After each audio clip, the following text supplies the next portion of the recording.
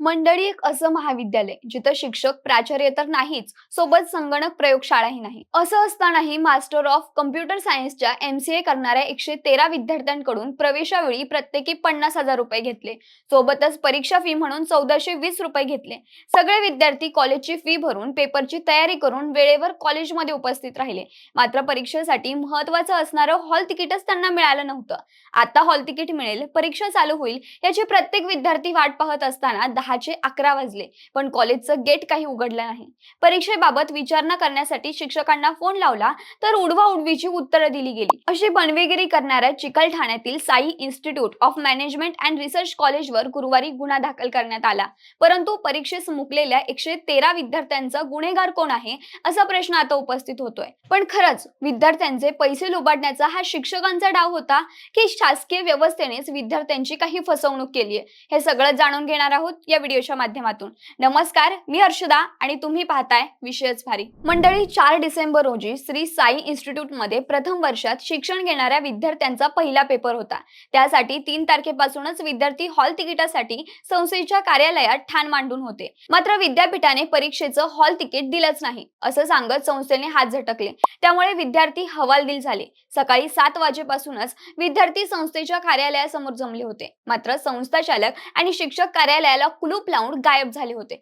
विद्यार्थ्यांसह पालकांनी संस्थेशी संपर्क करण्याचा प्रयत्न केला, मात्र प्रतिसाद मिळाला नाही. खरं तर या कॉलेजमध्ये MCAच्या प्रथम वर्षात शिकणारे एकूण 133 विद्यार्थी आहेत. हॉल तिकीट न मिळाल्यानं त्यांच्या शैक्षणिक वर्षाचं नुकसान होतंय. यामध्ये या विद्यार्थ्यांची कोणतीच चूक नाही. ज्या कॉलेजमध्ये हे शिकत होते त्या कॉलेजचाच हा हलगर्जीपणा आहे. कॉलेजने विद्यार्थ्यांकडून पैसे घेतले, मात्र विद्यापीठात ते भरलेच नाही. विद्यापीठांची संलग्नता नव्हती आणि त्यामुळे हॉल तिकीट मिळू शकलं नाही असं काही शैक्षणिक अधिकाऱ्यांकडून कळवलं जात आहे. अखेर नुकसान झालेल्या सगळ्या विद्यार्थ्यांनी पोलीस स्टेशनमध्ये धाव घेत कॉलेजवर गुन्हा दाखल करण्याची मागणी केली. या प्रकरणी एका 21 वर्षीय विद्यार्थिनीच्या तक्रारीनुसार त्यांनी या शैक्षणिक सत्रात या कॉलेजमध्ये प्रवेश घेतला आणि या कॉलेजची 1,10,000 रुपये इतकी फी भरली. तरी देखील तिला परीक्षेला मुकावं लागलं.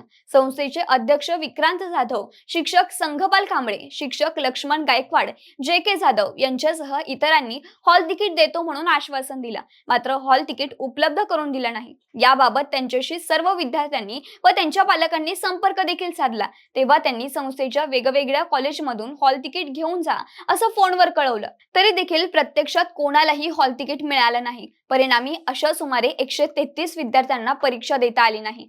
मंडळी, एक विद्यार्थिनी माध्यमांशी बोलताना म्हणाली की मला आई वडील नाहीत. मी माझ्या स्वतःच्या जीवावर कंपनीत काम करून शिक्षण घेते आणि हे काम करून मी कॉलेजची 10,000 फी भरली होती. एका शिक्षकांना मी कॉल केला. त्यांना म्हटलं हॉल तिकीटचं काय झालं सर? तेव्हा सरांनी म्हटलं की दीदी, तू फक्त फी भर, एक्झामचा काही लोड घेऊ नको, तुला हॉल तिकीट भेटल ती माझी जिम्मेदारी असं सांगून त्यांनी फोन ठेवला. पण आता ऐन परीक्षेच्या वेळी आम्हाला हॉल तिकीट दिलं गेलं नाही आणि आता आमची फी सुद्धा परत देत नाहीयेत.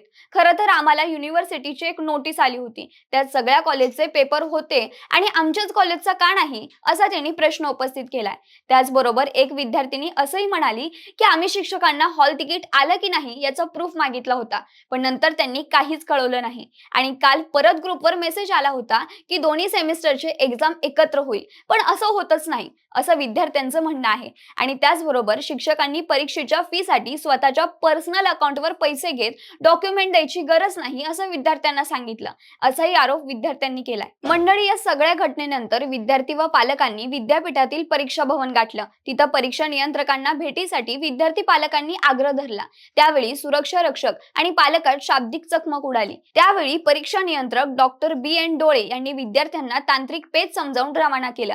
ते म्हणाले, इन्स्टिट्यूटचं व्यवस्थापन माझा मुलगा पाहतो. MCAची AICTE कडून परवानगी मिळाली. त्यांनी राज्य शासन आणि विद्यापीठाला पत्र पाठवलं होतं. त्यानुसार प्रवेश प्रक्रिया झाली. परवानगी आल्यानंतर इन्स्पेक्शन केल्यावर त्रुटी कळवल्या नाहीत. या प्रकरणी आम्ही न्यायालयात गेलो आहोत. कालच सुनावणी झाली. न्यायालयाच्या सूचनेनुसार विद्यापीठाच्या काही रिक्वायरमेंट असतील त्या त्यांनी कळवल्यावर आम्ही पूर्ण करू. विद्यापीठाने विद्यार्थ्यांना क्रूर वागणूक देऊ नये, त्या परिसरातच इतरही अभ्यासक्रम आम्ही चालवतो. याशिवाय विद्यापीठाची काही रिक्वायरमेंट असेल तर त्याची पूर्तता आम्ही नक्कीच करू, असं परीक्षा नियंत्रक डॉक्टर BN डोळे म्हणाले. दरम्यान विद्यार्थ्यांच्या तक्रारीवरून JK जाधव संचालकांसह इतरांवर गुन्हा दाखल केला आहे. त्याचबरोबर इन्स्टिट्यूटच्या 4 व्यक्तींना चौकशीसाठी ताब्यात घेण्यात आले, अशी माहिती पोलिसांनी दिली आहे. मंडळी, विद्यार्थ्यांच्या भवितव्याशी खेळणाऱ्या या संघटनांना शिक्षा झालीच पाहिजे, अशी सर्व पालक व विद्यार्थ्यांची मागणी आहे. शिक्षक व्यवस्थेचा हा हलगर्जीपणा विद्यार्थ्यांचं करिअर धोक्यात घालू शकतो, हे या घटनेवरून स्पष्ट दिसून येत आहे. पण या व्यवस्थेवर विश्वास ठेवावा की नाही, हा सर्वात मोठा प्रश्न आहे. बाकी तुम्हाला या संपूर्ण प्रकरणाबद्दल काय वाटतं? चूक व्यवस्थेची आहे की भ्रष्टाचार करणाऱ्या मोजक्या शिक्षकांची? तुमची मतं कमेंटमध्ये नक्की सांगा आणि आपल्या विश्वासभारीच्या YouTube चॅनलला सबस्क्राईब करायला विसरू नका. धन्यवाद.